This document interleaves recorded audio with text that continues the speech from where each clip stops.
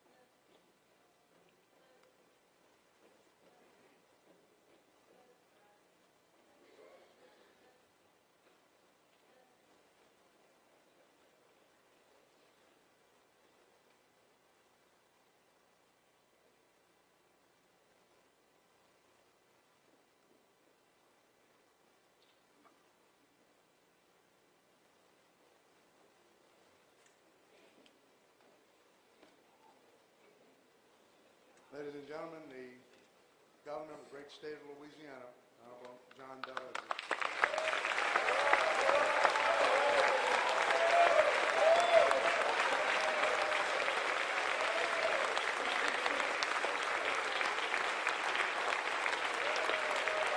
Thank you.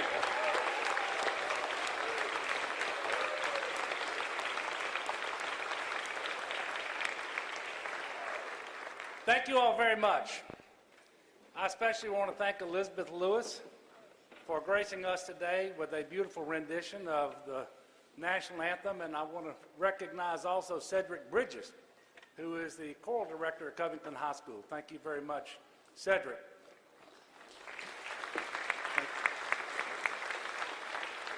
And Bishop Duca, my bishop, thank you very much for your prayer today. Also, I want to thank all the members of the 415th Military Intelligence Battalion Color Guard who were here to present the colors today. And of course, we are assisted by Brandon Weiss, serving as interpreter. I want to thank Brandon for being here. Mr. Speaker, Mr. President, members of the legislature, distinguished guests, State of Louisiana, I am honored to join you for the start of what I hope and expect will be our only legislative session this year.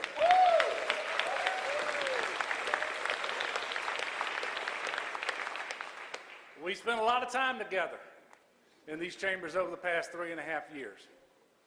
But at the end of the day, because of our willingness to come together and put the people of Louisiana first, our state is finally moving in the right direction. Before I begin, I'd like to take a moment to speak with you about the recent disturbing fires at 4 churches across our state. 3 of them have been at historically African-American Baptist churches in St. Landry Parish, Mount Pleasant, St. Mary, and Greater Union, and 1 in Caddo Parish at Vivian United Pentecostal. I've been in contact with the pastors of all 4 churches, and I have directed the State Fire Marshal to aggressively investigate these tragic fires alongside our local and federal law enforcement partners. And I want to especially thank State Fire Marshal Butch Browning for his leadership in this investigation. You know, churches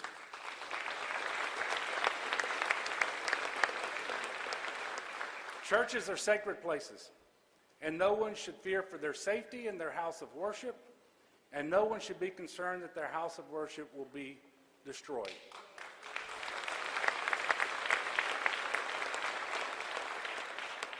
Right now, there are more questions than answers, but hopefully the investigation will soon yield information that we can share with the public.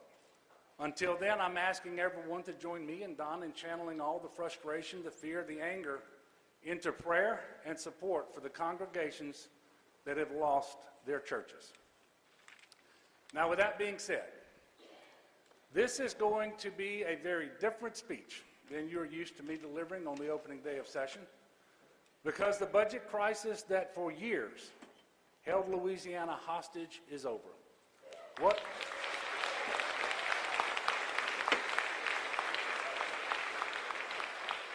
was once a $2 billion budget deficit is now a surplus that will lay a foundation for us to continue to move the state forward.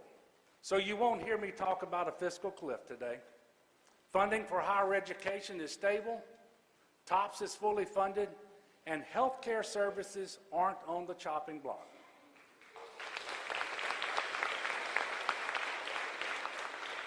Together, through partnership rather than partisanship, we restored fiscal stability and responsibility and put an end to the greatest budget crisis in our state's history.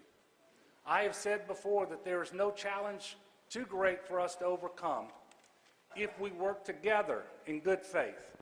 And we have proven that to be true time and time again. And it wasn't easy, you know that. Hard choices and compromises had to be made. But today I can stand before you and say that the state of Louisiana is much stronger and a much better place than we were just a few years ago. And our people agree. LSU's Riley Center recently released a 2019 Louisiana survey, which notes that more people think our state is moving in the right direction and fewer think it's going in the wrong one.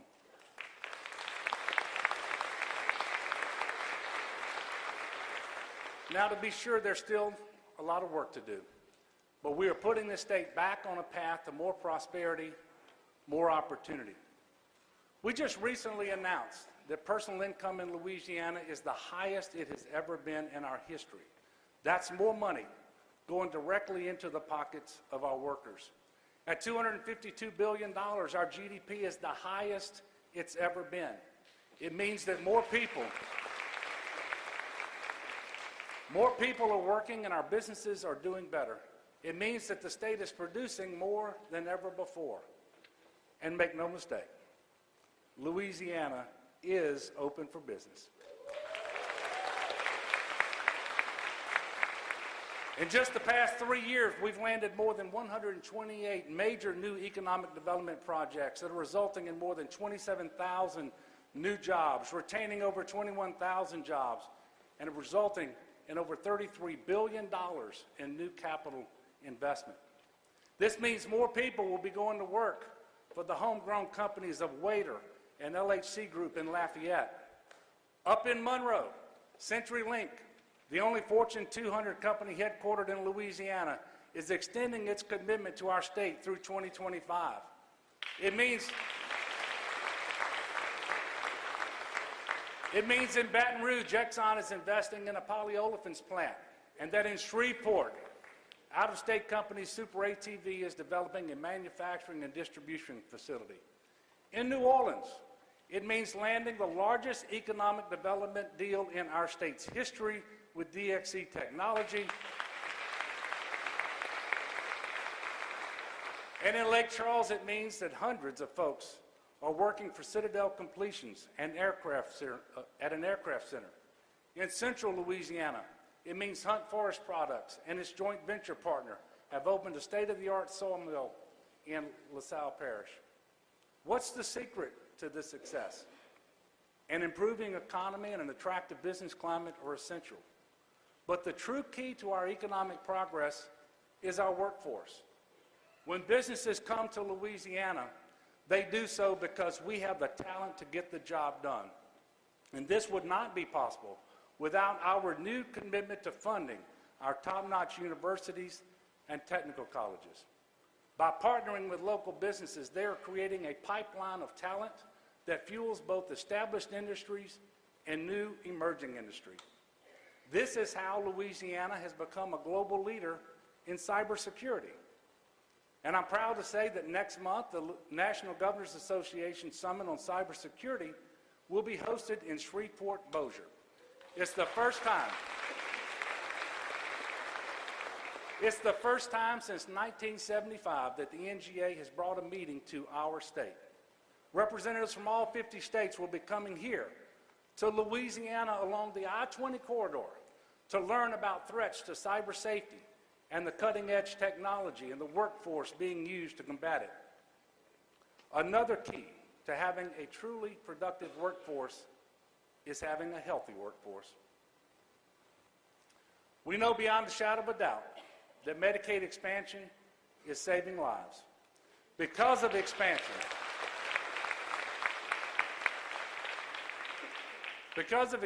more than 480,000 low-income working people now have health insurance. Nearly 65,000 women have received mammograms. 35,000 adults have had colonoscopies. Expansion is also helping with two of our nation's most critical health challenges. 31,000 of our citizens have received treatment for substance abuse, and nearly 100,000 individuals have received mental health services. Expansion has cut the number of uninsured in half to the lowest level in our state's history, and we are generating $3.5 billion in economic activity every year. What's more, employment in the healthcare sector in Louisiana is at a record high. And while other states that did not expand Medicaid are seeing rural hospitals close, Louisiana has not had a single rural hospital shut down over the past 4 years.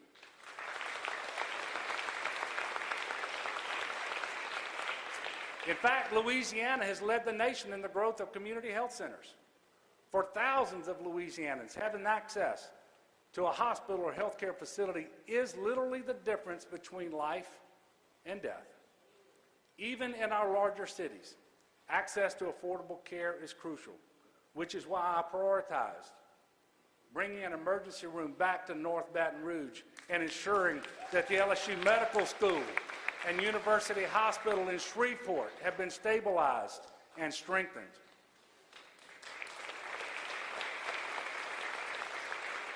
However, the true measure of success is not in the dollars we save, but in the lives that we've made better. And one of those individuals with a better life is here today. Her name is Elaine English. And for many years, Elaine, who is a college graduate, was gainfully employed until the bottom fell out of the economy in 2009. She was struggling, had to pull money out of her retirement to pay for $1,000 per month medication. But Elaine's story doesn't end there. While seeking treatment for substance abuse, Elaine filled out the paperwork for Medicaid. And under the Medicaid expansion, she was able to get coverage and get her life back on track. She is working, and she is well on her way to becoming a paralegal. Elaine's story is about second chances. It's about taking personal responsibility. It's about getting up when life knocks you down. And she credits a strong support team with helping her to get to where she is today. And I am proud of Elaine, and I'm proud that Medicaid could be part of that support team. Elaine, if you would, please stand and be recognized. Thank you so much. Thank you.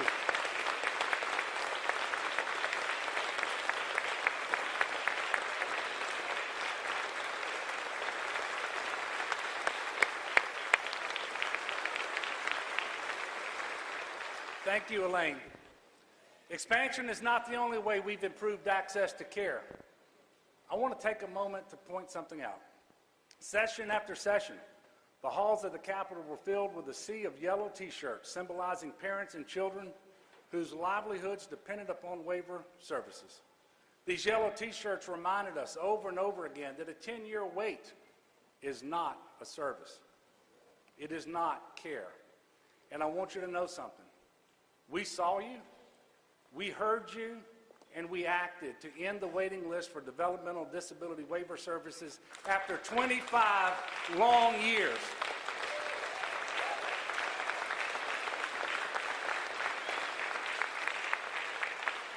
So to the parents and advocates, while you may be able to retire your yellow T-shirts, I know we can still count on you to be here fighting on behalf of citizens living with disabilities and helping us to create a more inclusive Louisiana. Ending the waiting list is a reminder that the greatest responsibility we have is to care for Louisiana's children, our children. We have taken many steps. We have taken many steps to ensure the well-being of our most precious natural resource. And this is an issue that our First Lady and my wife, Donna, have worked especially hard on. And I'm so proud of the work and the difference that she is making for children throughout our state. Working with Secretary of the Department of Children and Family Services, Marquita Walters, and her committed staff, for the third year in a row, we have broken the record for the number of children adopted out of foster care in Louisiana.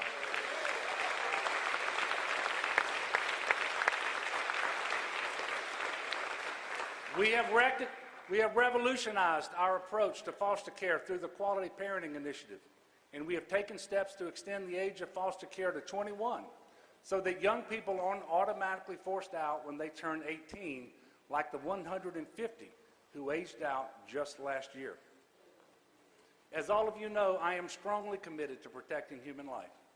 But no matter your position on the issue, we should all be able to agree that reducing the number of abortions in this state is a good thing. I am proud to say that abortions are at a 10-year low in Louisiana.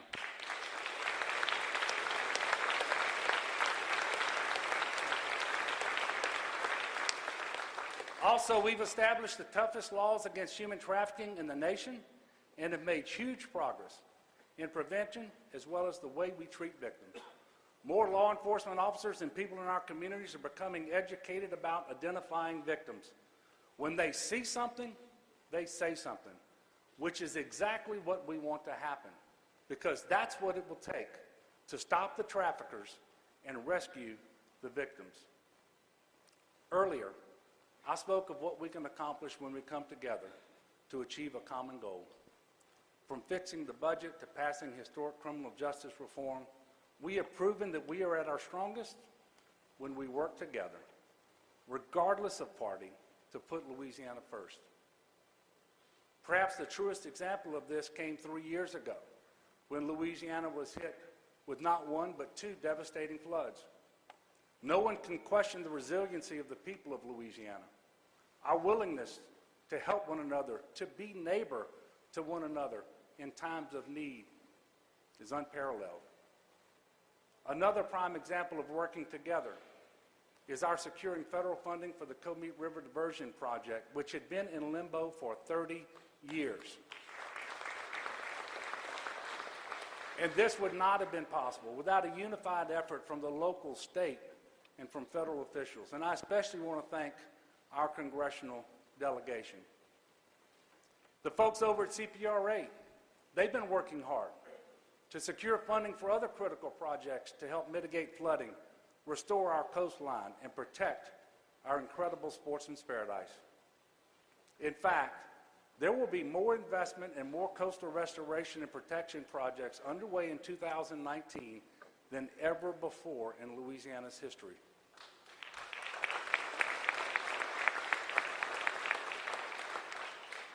And remember, we did all of this in spite of simultaneously resolving the largest budget deficit in the history of the state. But we know that there is still much work to do.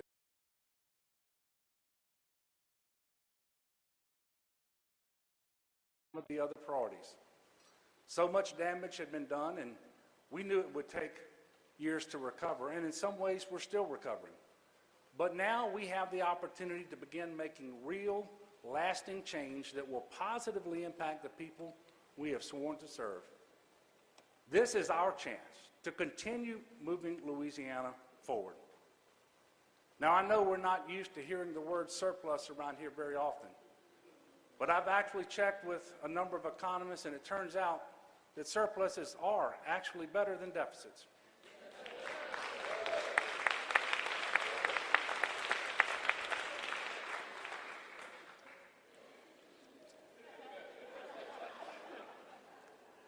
Unlike in the past, today we have the opportunity to put our names on a budget that we can all be proud of. All we have to do is recognize the revenue that's right in front of us, and then we can get to work making real progress for our state. For the last year, you've heard me say that giving our teachers a pay raise is my #1 priority. This is a well-deserved.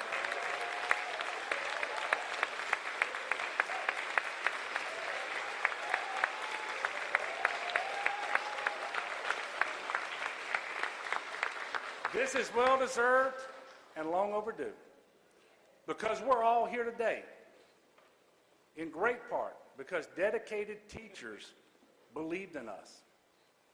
I was blessed to have many amazing teachers growing up, right there in Amite, Louisiana. And I certainly wouldn't be standing here today if it weren't for my very favorite teacher, who's actually been by my side for more than 30 years. Met her in the 7th grade. Of course, I'm talking about my wife, Donna.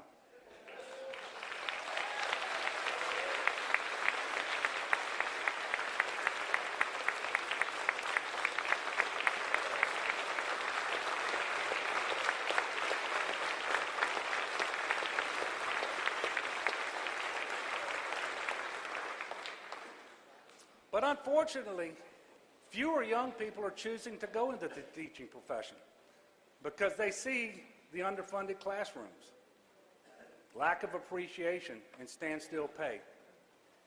We have teachers preparing our children for the future while struggling to provide for their own. They're frustrated, and they have every right to be.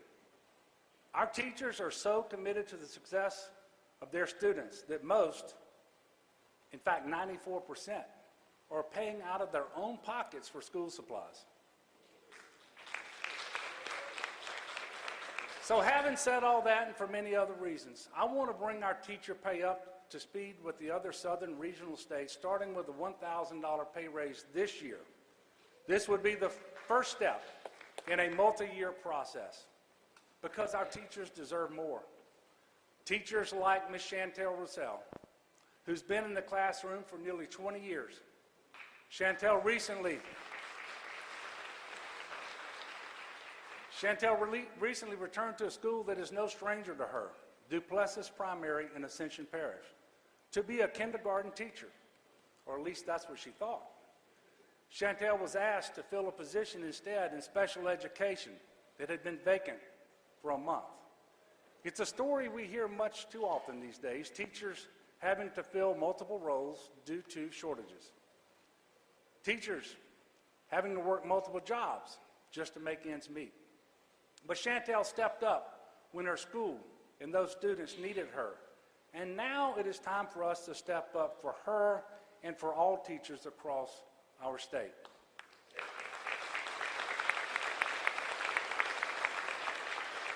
It is also important that we value the efforts of each person working in the school building, from those feeding students in the cafeteria to those ensuring that our classrooms are sanitary. As such, I also support a $500 raise for school support personnel across the state of Louisiana. The people who work in our school buildings are just as dedicated as the teachers in our classrooms. A perfect example of that is Patrick Landreth, who is a custodian at Moortown Elementary School in Shreveport. Patrick,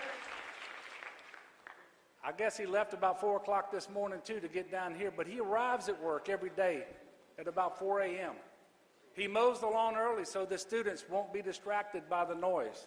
He keeps the classroom spotless so that students have a welcoming place that they want to come to every single day. Simply put, he makes educating students possible, and he does so with enthusiasm, with a smile on his face. Just like Kathleen Braden, who works at Moortown as a paraprofessional, while also working to attain her teaching certificate.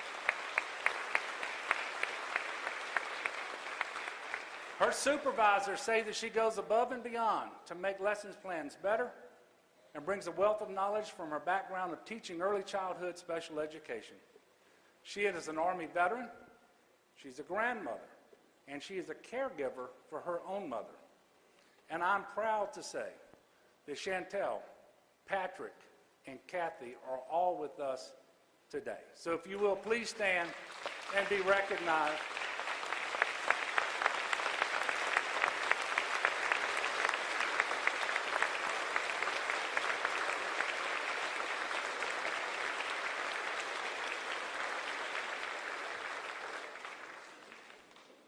Thank you for your dedication to our students.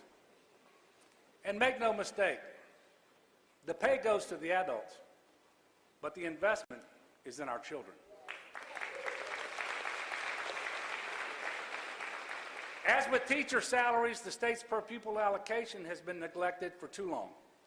In addition to giving our teachers a pay raise, I seek to invest more in the classroom with an increase of 1.375% in the MFP, which would be just the second MFP increase in the last 10 years.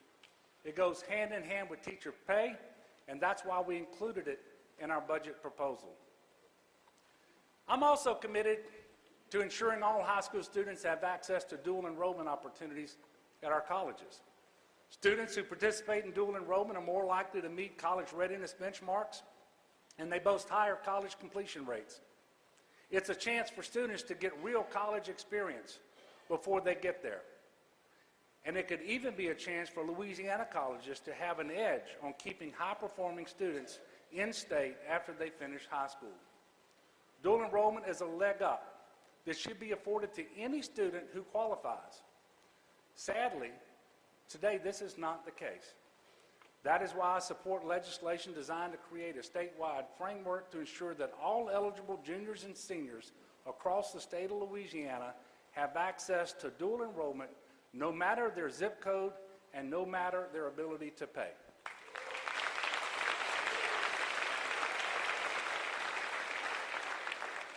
We have a long road ahead of us before we reach true educational equity. But there are smart investments in education we can make today that will accelerate student success. Dual enrollment is one of them. Our teachers, by the way, aren't the only ones suffering from inadequate pay. Every year I stand here and make the case for why we should increase the minimum wage and pass equal pay legislation.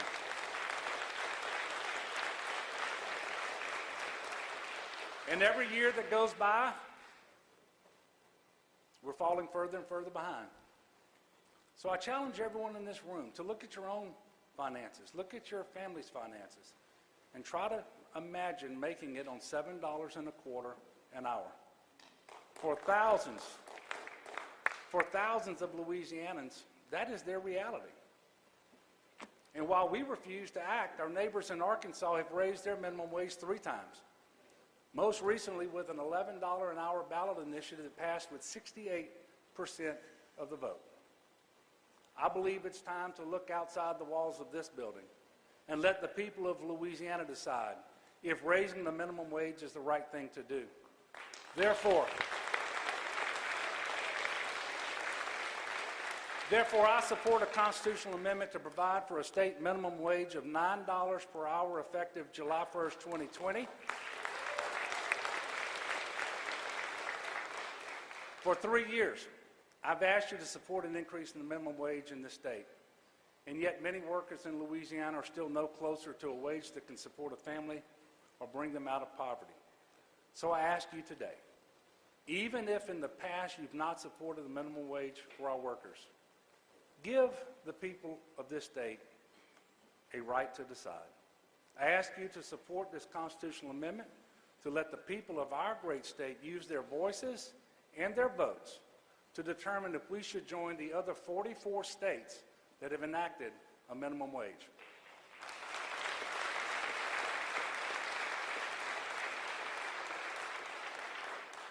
Additionally, Louisiana continues to have the highest gender wage gap in the country. This gap exists in all fields regardless of profession or educational background, and jobs predominantly filled by women are paid less than jobs mostly filled by men. And this ought to offend all of us. As I've said before, there really is no point in talking about family values if we aren't actively valuing families. I am advancing legislation to eliminate pay secrecy by prohibiting employers from taking action against employees for merely inquiring about, discussing, or disclosing their wages or another employee's wages. I mean, do you really believe someone should be able to be fired for discussing their salary? This is the right thing to do, and we know that it will help close the wage gap. The health of our people should also be a priority this session. Medicaid expansion was a huge leap forward in improving health outcomes, but it is far from the finish line. I'm committed to ensuring that every applicant for health insurance in Louisiana is not denied access to coverage because of a pre-existing condition. We all know the Affordable Care Act is flawed, but we should not have to fight to protect a provision that is overwhelmingly supported by most people in this state and throughout the nation. And for me, this is a personal issue. I know what it's like to be a young first-time parent hearing the doctor tell you that your child will face lifelong medical challenges. And I know many parents like us. We would all spend our very last penny to get the child the care that they need. But it shouldn't have to be that way. There are 850,000 other Louisianans who have found themselves in a similar situation. And when you look at the list of conditions that qualify as pre-existing, either you or someone you know, practically every family in our state has been personally impacted. I hope as we move forward through this session that there is a very robust discussion about how we can continue to protect those, like my daughter and like so many other family and friends with pre-existing conditions. And we should also have a robust discussion as to why that coverage is now at risk. I do not want the nearly 1 million Louisianans living with pre-existing conditions to get caught in the middle of Washington-style politics. They deserve better than that.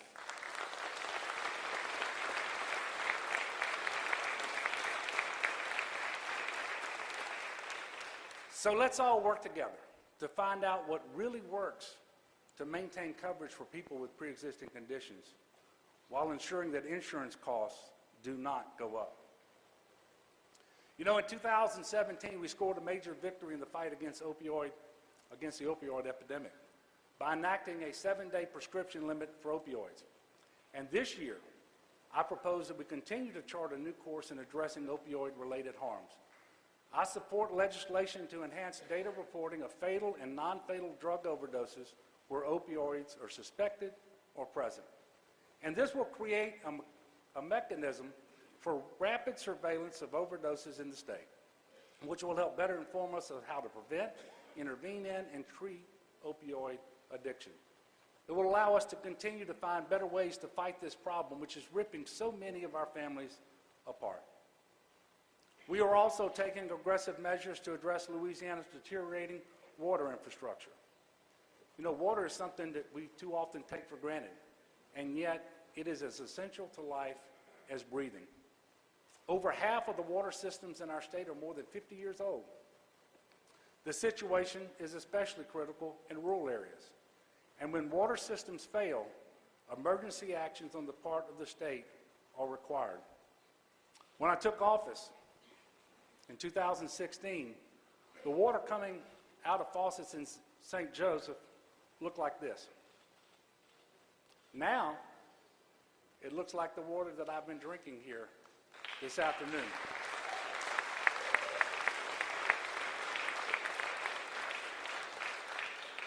But the town of St. Joseph is not alone in facing challenges with its water system. So last year I launched a working group to address the water infrastructure needs of rural communities across the state. Our goal is to bring existing resources together in a coordinated and collaborative effort. Already, we have secured $10.8 million in Delta Regional Authority investments, which were leveraged with other public and private dollars to bring in a total of $131 million for projects in the 56 distressed DRA parishes. By creating a permanent body, we will be able to make a long-term, robust approach to address these immediate needs. Last, but certainly not least, let's do more to support Louisiana veterans. Already, we have expanded the Military Family Assistance Fund, established a women's veterans outreach program, and announced the opening of 30 new veteran centers on higher education campuses across the state.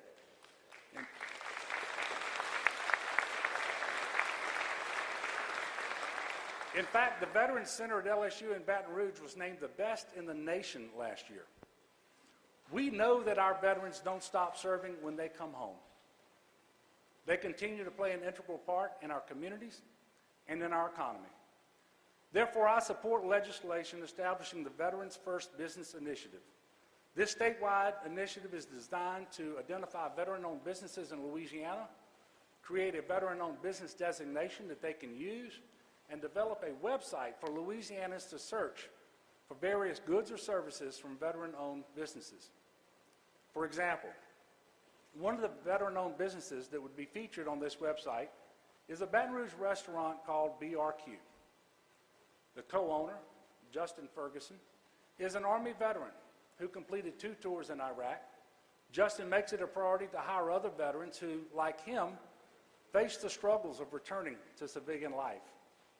And Justin, he is with us today. So would you please stand and be recognized, Justin? Thank you so much.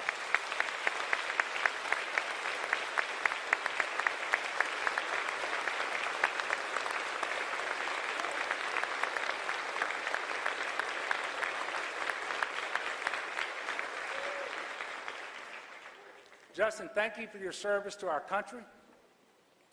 And I want to thank you for supporting other veterans as well, with jobs and training. You represent the very best of the spirit of the military, of working hard and never leaving anyone behind.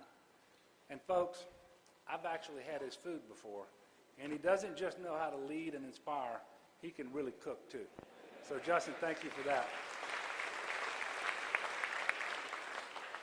So here's what I think is important to remember. We've made tremendous progress in the last 3.5 years, not because of one party, not because of one person, but because many people from different parties have come together to make it happen. And we live in a time when it seems like people are becoming ever more divided, where they work to one-up each other instead of fighting together for a better Louisiana. But let me tell you, I've learned a lot in my time traveling the state. I've been fishing off the coast with our fishermen and with shrimpers. I've been to National Guard ceremonies to honor our soldiers and airmen as they are deployed all over the world.